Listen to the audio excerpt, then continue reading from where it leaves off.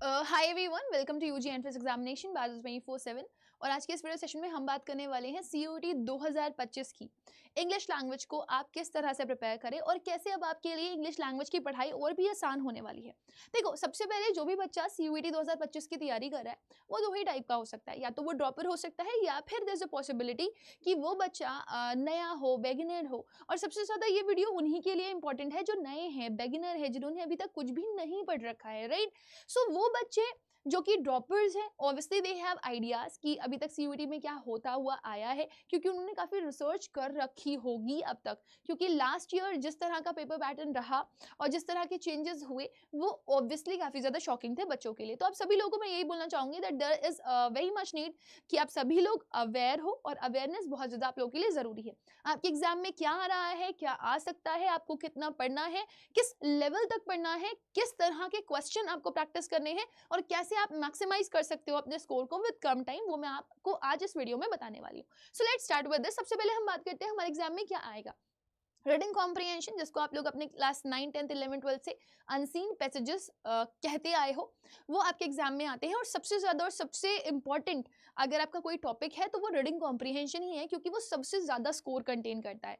हो सकता है आपके एग्जाम्स में 2 आरसी हैं, हो सकता है आपके एग्जाम में 3 आरसी हैं, हो सकता है आपके एग्जाम में 4 आरसी हैं। पहले 4 वाला कॉन्सेप्ट नहीं था, लेकिन पिछले साल एनटीए ने हमें यहाँ पर भी गलत प्रूफ कर दिया। आपके एग्जाम में 4 आरसीज आए थे, राइट। अब आरसी में क्या होता है, एक पैराग्राफ दिया गया होता है, उससे रिलेटेड क्वेश्चंस दिए गए होते हैं, 4 ऑप्शंस दिए गए होते हैं, आपको उनमें से करेक्ट ऑप्शन चूज करना होता है। आरसी टाइम टेकिंग होता है, आपको बहुत सारे एफर्ट्स और बहुत सारी मेहनत करनी पड़ेगी। तो जितना पहले से ही आप आरसी की प्रैक्टिस कर रहे होंगे उतना ही आपके लिए अच्छा होगा। कोशिश करिए कि रोज एक आरसी जरूर से जरूर लगाइए, राइट। और जब आप आरसी करने के लिए जा रहे हो तो हमेशा पैसेज को पढ़ना सीखिए, समझना सीखिए, थीम क्या कह रहा है वो, ठीक है, ओवरऑल आइडिया क्या है उसका, पहले वो समझिए, फिर उसके बाद आप क्वेश्चंस करिए। आप देखेंगे कि एक दिन में नहीं हो रहा है, 2 दिन में नहीं हो रहा है, 3 दिन में नहीं हो रहा है, लेकिन 1 हफ्ते में और 2 हफ्ते में आपके साथ ये जरूर आ जाएगा। Remember this, an RC a day keeps your RC fear away, right? Next, vocabulary. अब विकैबुलरी बहुत वास्ट है। विकैबुलरी आपके एग्जाम में आ भी सकती है और नहीं भी आ सकती है। देखो, 2022 में सबसे ज्यादा विकैबुलरी आई थी, 2023 में कंपैरेटिवली 2022 के बहुत कम विकैबुलरी आई। जोन वाइज पेपर डिवाइड हो गया था और कुछ ऐसे भी पेपर्स थे जहां पर सिर्फ एक एंटोनिम का क्वेश्चन आया था। तो आप देख रहे हो ना वेरिएशन। 2024 में चले आओ, 2024 में तो आपको क्वेश्चंस के कितने अतः वेरिएशंस आपको देखने के लिए मिलेंगे, आपको पता ही नहीं चलेगा। अलग अलग जगह आपको जो 3 शिफ्ट्स में पेपर किया गया उसमें आपको अलग अलग तरह से पेपर नहीं बल्कि सेम ही पैटर्न पे पेपर क्वेश्चन दिखा, और उसमें आपको विकैबुलरी मैचिंग्स में पूछी गई। तो आ भी सकती है, नहीं भी आ सकती है, लेकिन क्या क्या आ सकता है ये बहुत मैटर करता है। इसमें आपके synonyms, antonyms, one word substitutions, idiom phrases, ठीक है, होमोनिम्स, होमोफोन्स, उसके अलावा फॉरेन वर्ड्स और फ्रेजल वर्ब, ये आपके इतने टॉपिक हैं जो आपको पढ़ने हैं, ठीक है। सिनोनिम मतलब समानार्थी शब्द, एंटोनिम मतलब विलोम शब्द। इसके अलावा अगर आप देखोगे वन वर्ड सब्स्टिट्यूशन, बहुत सारे शब्दों के लिए एक शब्द है ना, जो कभी ना मर सके, अमर, है ना। इंग्लिश में क्या बोलते हो आप इसको, मॉर्टल, इमॉर्टल वर्ड यूज करते हो, right. Similarly idiom and phrases क्या होते हैं, मुहावरे और कहावतें। अब पछतावे होत क्या जब चिड़िया चुग गई खेत, ऊँट के मुंह में जीरा, बंदरिया क्या जाने अदरक का स्वाद। अब इनको जब इंग्लिश में बनाओगे ना तो ना बंदरिया रह जाएगी, ठीक है ना ऊँट रह जाएगा, ना जीरा रह जाएगा, है ना, और ना ही आपकी चिड़िया रह जाएगी। एवरीथिंग चेंज, ठीक है। क्राई ओवर स्पिल्ड मिल्क बोल देते हो आप। Getting my point. So remember this कि आप इडियम फ्रेजेस बहुत डिफरेंट तरीके से पढ़ते हो इंग्लिश में।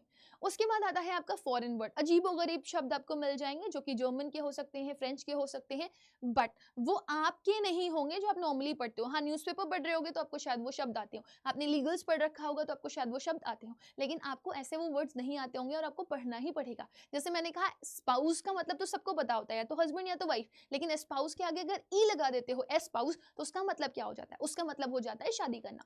ऐसे ही कैरास्पोसा और कैरास्पोसो वर्ड भी बन जाता है। कैरास्पोसा का मतलब डियर वाइफ, कैरास्पोसो का मतलब होता है डियर हस्बैंड। तो इस तरीके से बहुत सारे आपके फॉरेन वर्ड्स आते हैं जो कि आपको एग्जाम्स में पढ़ने पड़ते हैं। फिर आता है आपका phrasal verb. Phrasal verb is the combination of verb plus preposition, है ना। आपको बहुत सारे वर्ड्स प्रेपोजिशंस के साथ लगे हुए दिखाई देंगे और वो अपने मीनिंग्स चेंज करते जाएंगे, जैसे look into, look after, look for, ठीक है ना, लुक बैक। तो आपके जितने भी वर्ड्स हैं, जैसे जैसे ये प्रेपोजिशन चेंज करें मीनिंग भी चेंज करें। लुक आफ्टर का मतलब देखभाल करना, लुक इनटू का मतलब इन्वेस्टिगेट करना, लुक बैक टू का मतलब होता है अपने पास की तरफ मुड़ करके देखना। सो आपको ये भी पढ़ना है। फिर आता है आपका होमोनिम्स और होमोफोन्स। ये एक जैसे वर्ड्स आपको देखने में लगेंगे या बोलने में लगेंगे जिनके मीनिंग्स में आप काफी कंफ्यूज होते हो, जैसे फ्लावर और फ्लावर, एक फ्लावर का मतलब होता है फूल और एक फ्लावर का मतलब होता है आटा। कुछ लोग उसको फ्लोर फ्लोर बोल देते हैं, लेकिन फ्लोर फोर्श के लिए होता है, ठीक है। फिर आती है ग्रामर। ग्रामर का अपने आप बहुत बड़ा टॉपिक है। नाउन है, प्रोनाउन है, एडजेक्टिव है, वर्ब है, एडवर्ब है, प्रीपोजिशन है, कंजंक्शन है, आर्टिकल है। तो ये सारे टॉपिक्स आपको पढ़ने पड़ेंगे। इनसे रिलेटेड आपके स्पॉटिंग एरर के क्वेश्चंस बनते हैं, आपको एरर फाइंड करने होते हैं सेंटेंसेस में। इसके अलावा आपको फाइंड करना होता है कुछ ऐसा सेंटेंस जो कि आपको लग रहा है कि जो लिखा हुआ सेंटेंस है वो गलत है और आपको उसको इंप्रूव करने के लिए आएगा, राइट। या फिर आपको फिल इन द ब्लैंक्स के क्वेश्चंस आ सकते हैं। फिर अलग अलग तरह के सेंटेंसेस होते हैं, उनके ट्रांसफॉर्मेशन पूछे जाते हैं। क्लॉजेस जो छोटे वर्जन ऑफ सेंटेंसेस होते हैं वो भी आपके एग्जाम्स में आते हैं। पैराग्राफ को या फिर सेंटेंसेस को मिसमैनेज करके दे देंगे, आपको अरेंज करना होगा। फिर आता है आपका एक्टिव पैसिव, है ना, उसको चेंज करने के लिए आता है। नरेशन को चेंज करने के लिए आता है। लेटर राइटिंग के क्वेश्चन 2023 में देखे गए थे, तो हमें वो भी पढ़ने। Analogy and figure of speech is also one topic जो आपको पढ़ना है, सिमिली, मेटाफर, है ना, ये सब आपने पढ़े होंगे, तो वो भी आपके एग्जाम्स में आते हैं। एनालॉजी मतलब आपको 2 सिनोनिम्स दिए गए होंगे और आपसे पूछेगा अच्छा बताओ इनमें से कौन सा सिनोनिम है। हो सकता है आपको 3 एंटोनिम दिए गए हो और 1 सिनोनिम दिया गया हो, वही आपका आंसर हो जाएगा। तो ये सारे टॉपिक्स आप मेरे साथ मेरी क्लासेस में पढ़ने वाले हो, इनको सीखने वाले हो, लर्न करने वाले हो, और इन्हीं के ऊपर हम वर्क करेंगे बहुत ज़्यादा, ठीक है। तो ये हैं आपके टॉपिक्स जो कि आपको पढ़ने हैं। लेकिन बच्चा परेशान होता है कि मैम हम कम टाइम में ज़्यादा कैसे पढ़ सकते हैं सारे टॉपिक, हम कम टाइम में ज़्यादा अच्छा स्कोर कैसे कर सकते हैं। देखो बेटा, 3 चीज़ों की रिक्वायरमेंट है।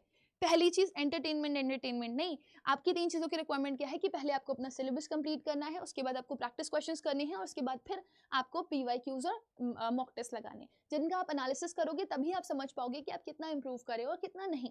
सो जो भी चीज़ें मैं बता रही हूँ बेटा, उसमें थोड़ा टाइम लगता है, लेकिन टाइम अगर मैनेजमेंट के साथ किया जाए तो बहुत बड़ी चीज़ नहीं है। बहुत टफ पेपर नहीं आता आपका, बहुत ईजी पेपर नहीं आता आपका, लेकिन आपको आना सब कुछ चाहिए। क्योंकि आपको नहीं पता कि आपके एग्जाम में सिर्फ रीडिंग कॉम्प्रिहेंशन आ जाए, आपको नहीं पता कि आपके एग्जाम में सिर्फ वोकैबुलरी आ जाए, आपको नहीं पता आपके एग्जाम में सिर्फ और सिर्फ रीअरेंजमेंट आ जाए, राइट। तो एनटीए कुछ भी कर सकता है। 3 साल से पेपर बहुत अनप्रेडिक्टेबल है, इस बार भी कुछ कहना मुश्किल होगा। बट इस चीज का ध्यान रखिएगा, आप जो भी टॉपिक पढ़ रहे हैं, आप सब सारा सिलेबस 100% पढ़े, और जो भी टॉपिक इंडिविजुअल पढ़ रहे हैं उसको भी 100% पढ़े। क्या पता विकैब भी सिर्फ पेपर में दे दी गई हो, क्या पता आरसी ही सिर्फ पेपर में दे दिया गया हो, तो be aware with this, right. चलो नाउ लेट्स मूव अहेड। हमें आपको यहाँ पर बताने वाली हूँ जो कि बहुत ही इंपॉर्टेंट है, और वो है 3 बिगेस्ट फीचर।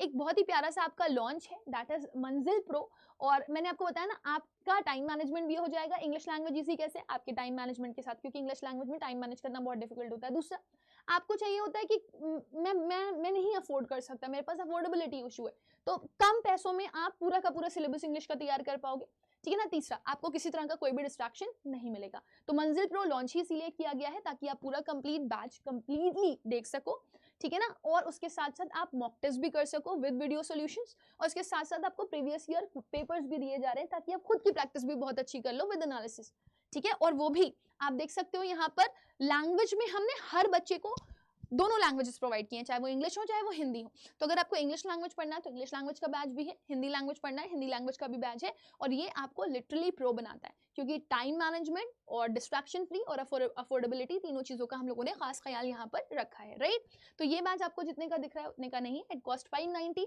और आपको बल्कि ये इससे भी कम का मिल सकता है। तो वो कैसे मिलेगा, वो आप एक कोड यूज कर सकते हो Y484। लेकिन हाँ, अगर आपको एडमिशन रिलेटेड कोई भी क्वेरीज हो तो आप यहाँ पर कर सकते हो ऑब्वियसली कॉल। और तो और सबसे बड़ी चीज़ ये है कि आप कम्युनिटी ज़रूर टीचर्स की ज्वाइन करो। अड्डा की ऐप डाउनलोड करने के बाद अपने फ़ोन में अड्डा की ऐप डाउनलोड कर रखो और कम्युनिटी ज़रूर ज्वाइन करो। तो आप इंग्लिश का बैच अगर लेना चाहोगे तो आप कैसे ले सकते हो, आपने सबसे पहले अगर कुछ करना है तो वो है अड्डा के स्टोर पे जाना। जैसे ही आप अड्डा के स्टोर पर जाओगे, आप यहाँ पर देख सकते हो आपको ऑल कोर्सेज में जाना है, और जैसे ही आप ऑल कोर्सेज में जाओगे आपको UGPG में जाना है। UGPG में जाओगे तो आपको लैंग्वेज और जनरल टेस्ट वाले सेक्शन में जाना है। अब आपको लेना है बैच सिर्फ 560 रुपीज में, तो यस देयर इज अवेलेबिलिटी, ठीक है। तो ये है बैच आपका प्रैक्टिस क्वेश्चंस, और आपको प्रैक्टिस क्वेश्चंस करने के लिए भी मिलेंगे, मॉक टेस्ट वीडियो सॉल्यूशंस के साथ आपको मिल रहे हैं, प्लस आपको प्रीवियस ईयर पेपर्स में मिल रहे हैं। और क्या चाहिए भाई, है ना, आपको बस ये नहीं लगेगा कि आपकी बल्ले बल्ले सॉर्ट ऑफ हो गई है, राइट। सो अब मेहनत करने के लिए और मत घबराओ बेटा, परेशान होने के लिए और मत घबराओ, क्योंकि अब इससे ज्यादा इजी और बेहतर आपके लिए कुछ भी नहीं। आप कोड यूज करो Y484, जैसे ही आप यूज करोगे 469 रुपीज में आपको ये बैच मिल जाएगा, ठीक है ना। और आप दिवाली तक इसको देख सकते हो कि ये आपको और भी कम प्राइसेस में मिल रहा है, दैट इज 410 रुपीज। आप इसको अगर अड्डा के स्टोर से लेते हो तो you will be getting this batch only and only with cost less than this, और आपको 44% का ऑफ भी दिला देगा। So let me just end with the session, will meet again, तब तक के लिए bye bye, take care, God bless you all. चाहे आपको इंग्लिश का बैच चाहिए हो, चाहे हिंदी का बैच चाहिए हो, आप ले सकते हो, और अगर आपको वोकैबुलरी वर्ल्ड बुक चाहिए तो वो भी आप ले सकते हो। Thank you, bye bye.